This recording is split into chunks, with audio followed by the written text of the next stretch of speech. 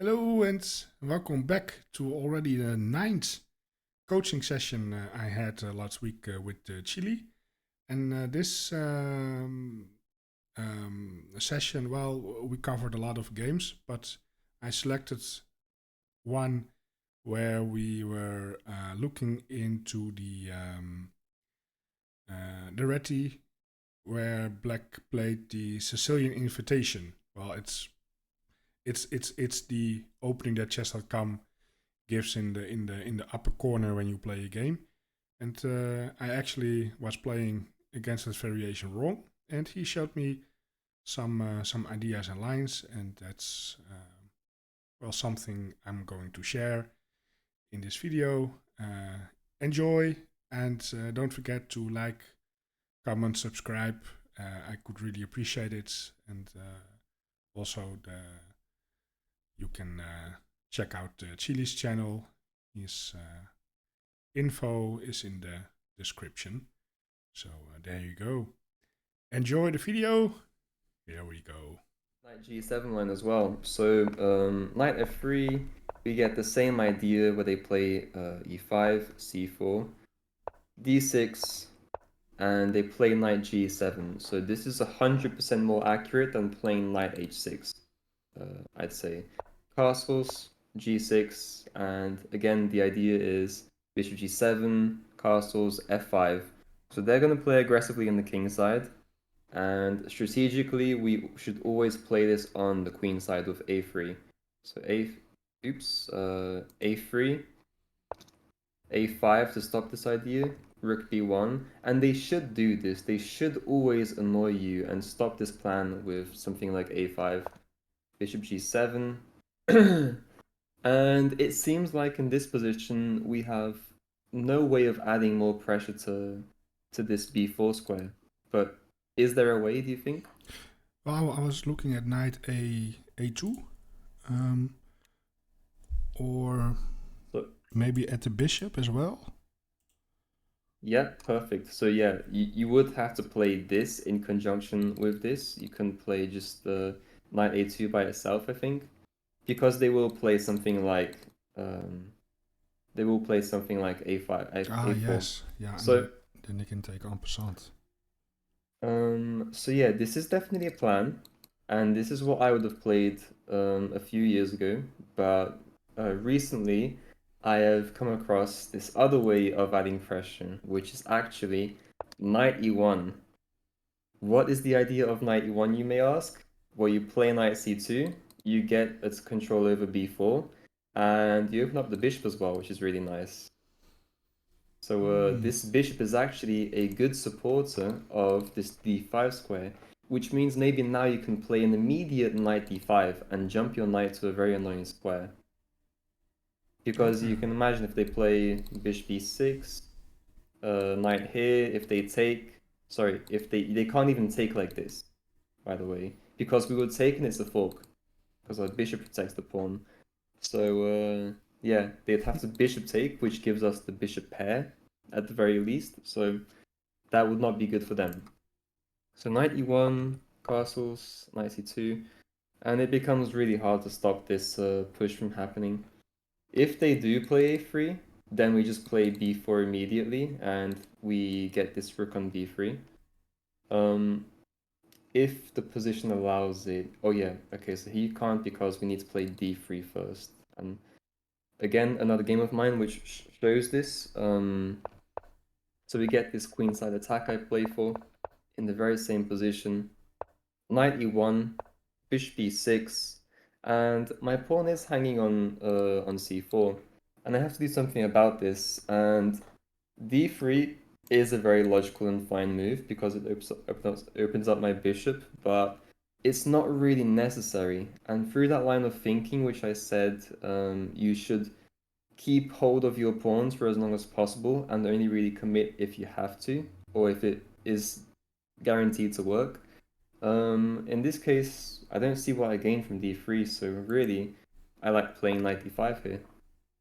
With that same idea that my bishop is now open, and you would have to bishop take. You can't knight take because of the fork.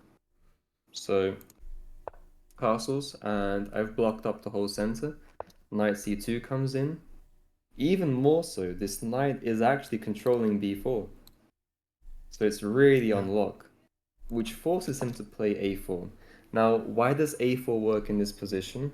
It works in this position because if I were to just play something like b4 immediately, he would take, I'd actually have to play this move, and it's classified as a good move, but it's really just avoiding disaster, which would be if rook takes, knight here, and then, like, I have to move this rook, I have to protect this pawn, but if I play rook here, then e4 comes in, and bishop is seeing my rook. Yeah.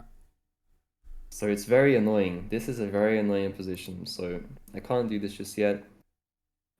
I don't think I should show this because it doesn't really gain anything concrete. It's just like advantage for the pawn, like good positioning of the pieces, but better is to play d3 as I play in the game. So d3 is 100% the better move, even though the engine may not agree. Knight a5. And here, d3 had a very sneaky plan behind it as well, because I knew he was going to play this. So a4, you can immediately guess they're going to play something like this and this to block up your b4 push. So I had this in mind, and I kind of allowed it as well with d3. So what could be the idea after knight a5? Because he is going to get knight d3.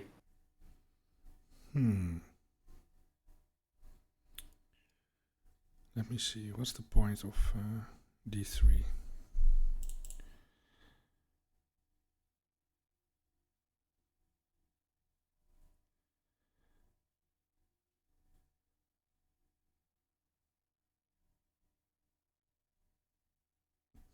Yeah, I'm not sure.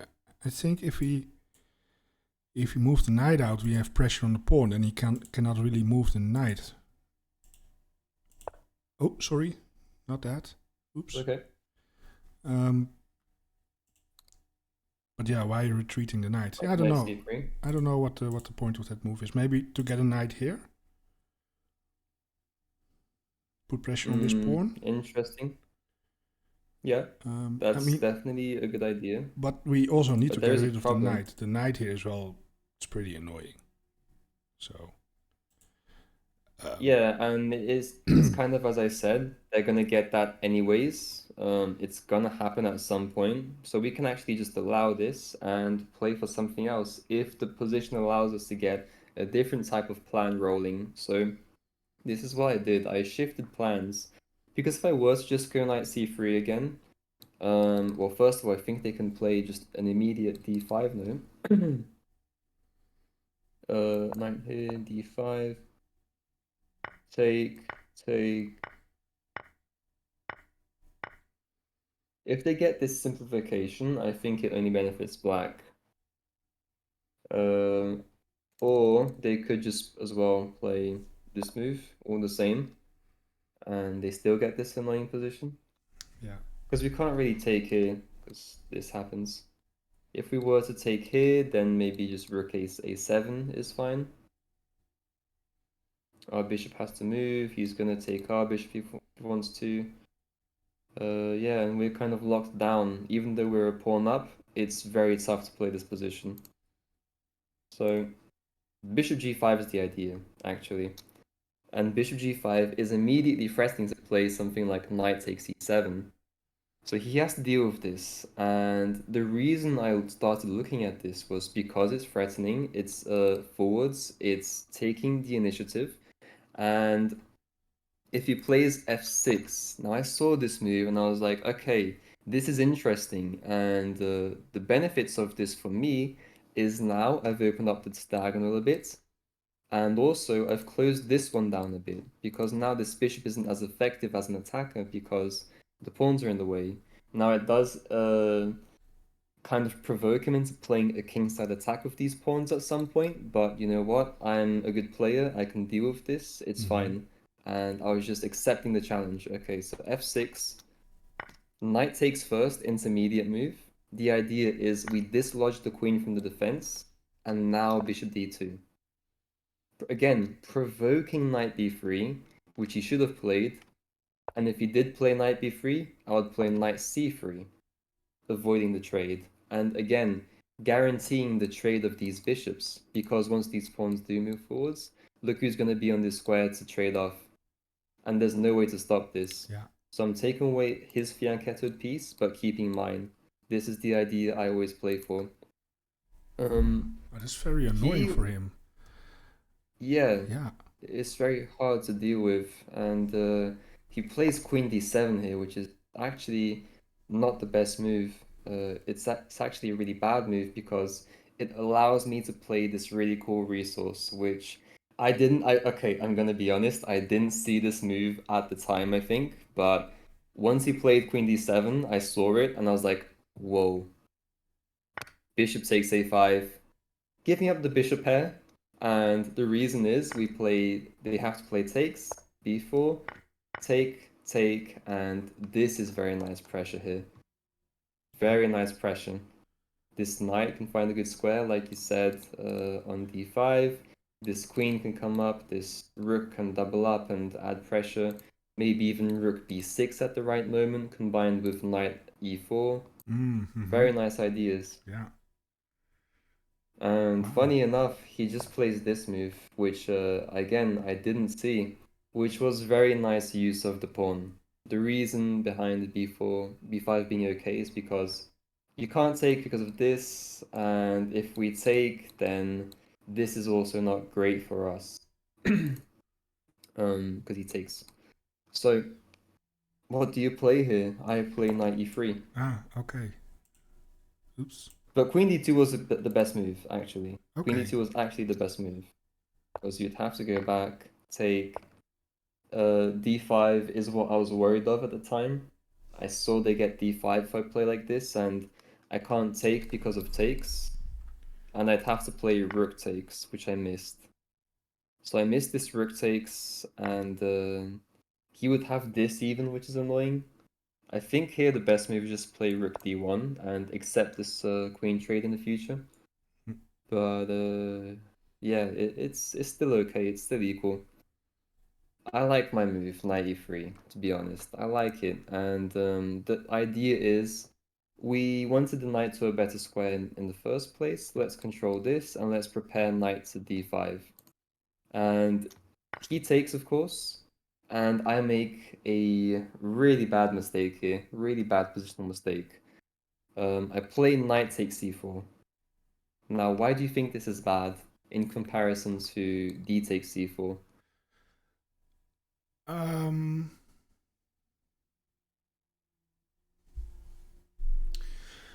Well, they can take it now, and we are forced to take back.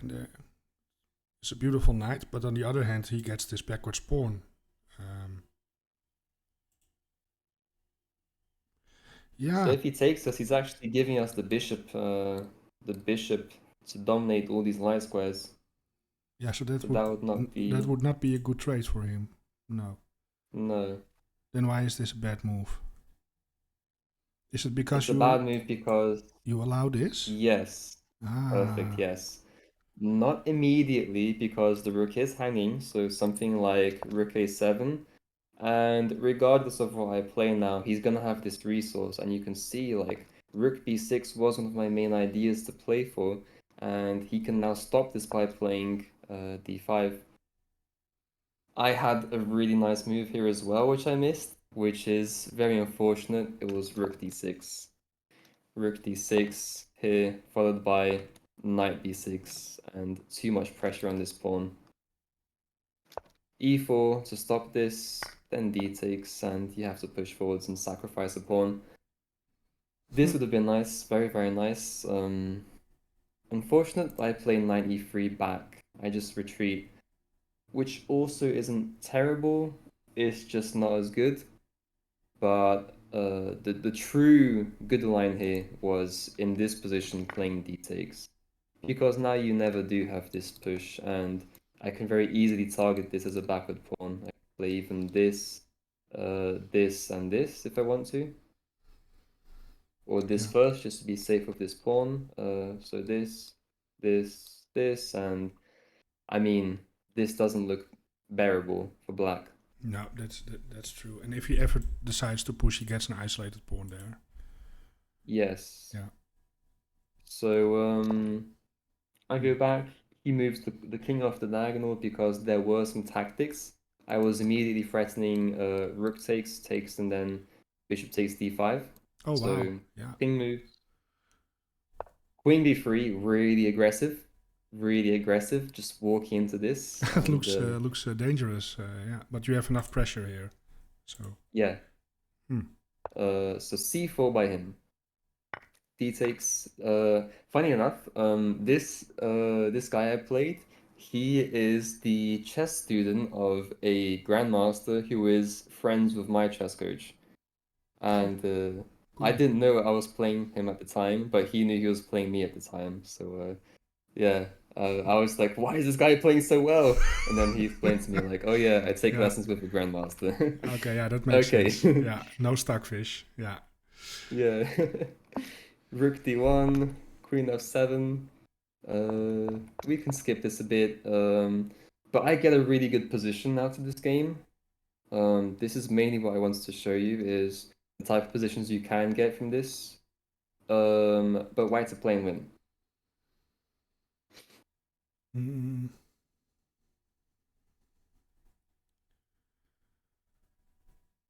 Let me see. Can we take everything here and then give a check? Yep, Picking up the that's rook? what I should have done. Okay. I had time pressure here and I missed this completely. I just didn't calculate correctly. I played just rook b8 because I had seconds on the clock. He had seconds on the clock too. We were both struggling at this point, so I'll skip through a bit faster. We reach this position. We get into a very interesting position after e3. And the reason this is losing is because queen d8 check, bishop has to go back, and now the winning move, bishop d5. Oh, very You nice. can't do this. I mean, you can't move this off with its mate. Yeah. Very nice. I missed it, Yeah. unfortunately. Play f4. I saw the idea around here. Which is why I play queen takes, bishop back. Wait, I didn't play. Oh yeah, now you can't play this check. I think you can't play this because now there's check, king up, and then takes, and it's a draw. Ah, yeah. Yeah, Yeah, I yeah, was yeah. very annoyed that I Unfortunate. missed my chance. Yeah. Ah, you only had seconds. Uh, You cannot blame yourself. yeah, we get this position finally, and I just accept the draw. Yeah, it is what it is. We repeat, but it was a very good game. Very good game. Yeah. Wow. By both sides, you know. And here we have something very special, which is a line which I know Hikaru has played. Well, that was it for today. I hope you enjoyed it. Don't forget to like, comment, subscribe. I would really appreciate it. And I hope I will see you back the next time for a new video. Goodbye.